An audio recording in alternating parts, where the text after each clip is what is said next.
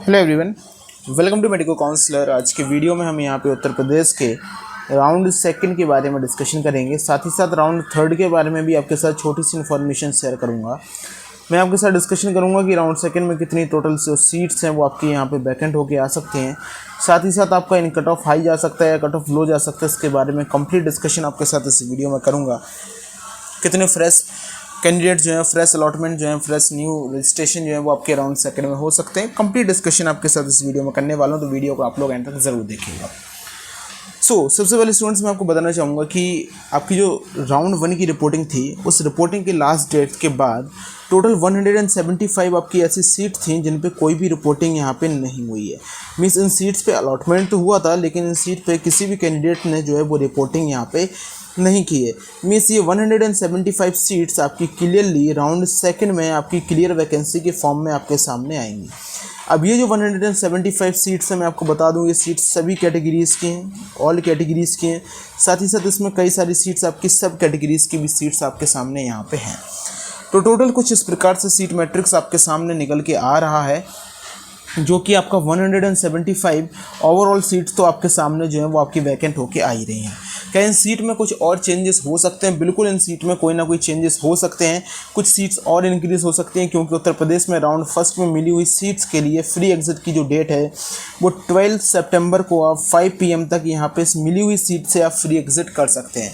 Means अभी भी 2 दिन हैं, जिस 2 दिन में बच्चे अगर चाहें कि उनको लगता है कि उनको ऑल इंडिया कोटा में और अच्छा मेडिकल कॉलेज मिल सकता है, ऑल इंडिया कोटा की सीट मैट्रिक्स आपके सामने है, तो यहाँ पे बच्चे जो यूपी स्टेट की मिली हुई सीट से जो है वो यहाँ पे रिज़ाइन कर सकते हैं। और टोटल आपकी जो सीट्स हैं उत्तर प्रदेश में, उनका नंबर 175 से थोड़ा सा इंक्रीज़ करके आपका राउंड सेकेंड के लिए आपकी जो है वो यहाँ पर वैकेंसी आपको यहाँ पर क्रिएट हो जाएगी।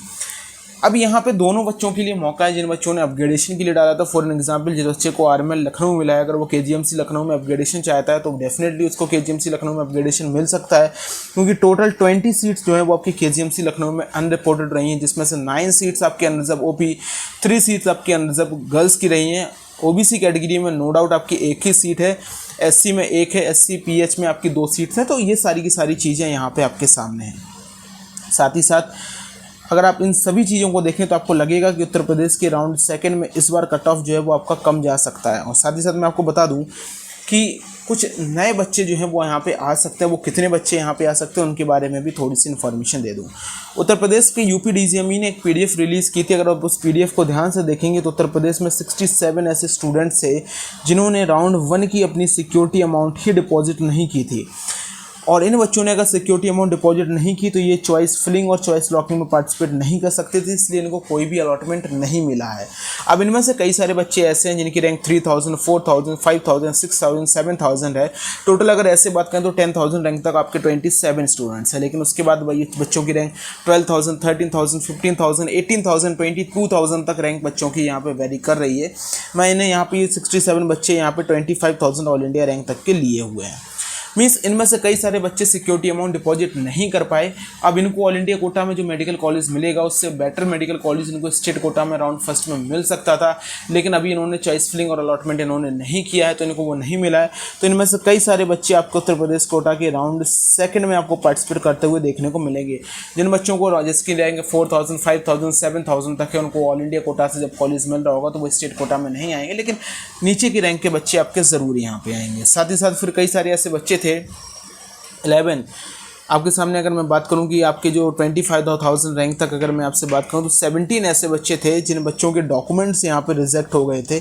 किसी भी रीज़न की वजह से उनके डॉक्यूमेंट्स रिजेक्ट हुए थे, जिस वजह से वो राउंड फर्स्ट की काउंसलिंग में पार्टिसिपेट नहीं कर पाए।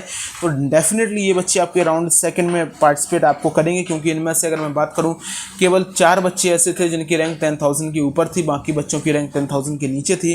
तो डेफिनेटली ये बच्चों को राउंड सेकंड में यहाँ पर पार्टिसिपेट करना चाहिए। साथ ही साथ यहाँ पे आपके 11 ऐसे बच्चे थे 25,000 रैंक तक जिन्होंने राउंड 1 में चॉइस लॉकिंग नहीं की।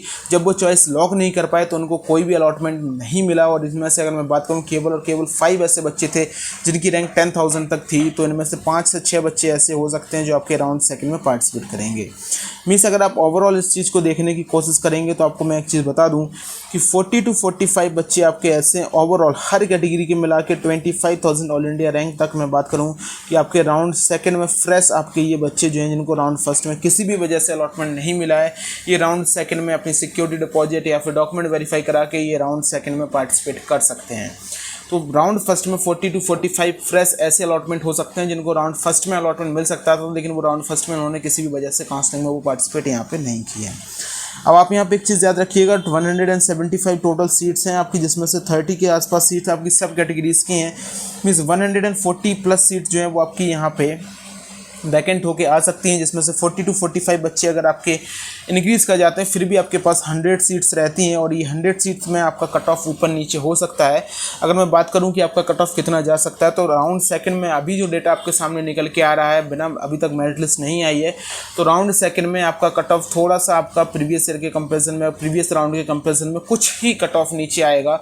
आप ज़्यादा कट ऑफ में चेंजेस आप देखने को नहीं मिलेगा, आपको थोड़ा ही कट ऑफ चेंज नीचे जो है यहाँ पे आएगा।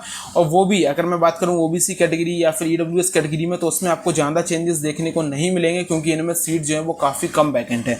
मोस्टली सीट आपके अनरिजर्व कैटेगरी में वैकेंट है, तो ये चीज़ भी आपको यहाँ पर समझनी पड़ेगी। नाउ नेक्स्ट चीज़ क्या है कि राउंड थर्ड में क्या हो सकता है। राउंड थर्ड में जो बच्चे बिल्कुल बॉर्डर लाइन पे हैं वो यहाँ पे राउंड थर्ड तक पार्टिसिपेट करेंगे। मैं आपको बता दूं कि राउंड थर्ड में नो डाउट इस बार राउंड थर्ड में आपका कट ऑफ नीचे आएगा, क्योंकि उत्तर प्रदेश के राउंड फर्स्ट में 113 ऐसी सीट थी जिन सीट पे कोई भी अलॉटमेंट नहीं हुआ था। ये सीट अनअलॉटेड रही थी। इन सीट्स का अनअलॉटेड रहने का केवल और केवल एक ही रीज़न था कि इन सीट्स पे जो सीट्स हैं वो सब कैटेगरीज की, और सब कैटेगरी के किसी भी स्टूडेंट्स ने इन सीट को क्लेम नहीं किया था। अगर सब कैटेगरीज के किसी भी बच्चे ने राउंड थर्ड तक इन 113 वैकेंट सीट को क्लेम नहीं किया और राउंड फर्स्ट के बाद जो 30 के आसपास सीट वैकेंट होकर आ सकती, मीन्स 140 सब कैटेगरीज की सीट्स को किसी ने क्लेम नहीं किया, तो ये सीट्स आपकी राउंड थर्ड में उस पर्टिकुलर कैटेगरी की ओपी कैटेगरी में कन्वर्ट कर दी जाएंगी, जिससे आपको बेनिफिट यहाँ पर मिलेगा। तो जो बच्चे बॉर्डर लाइन तक हैं परेशान होने की ज़रूरत नहीं है, आपको बॉर्डर लाइन के बच्चों को कट ऑफ में कॉलेज मिल सकता है। वो बच्चे जो राउंड फर्स्ट में 100, 500, 300 रैंक से रह गए हैं उनको कहीं ना कहीं कॉलेज यहाँ पे राउंड थर्ड तक मिल सकता है, तो इसके लिए आपको राउंड थर्ड तक वेट करना पड़ेगा। फर्दर जो भी अपडेट्स आएंगे हम आपको बताते रहेंगे। Thank you student.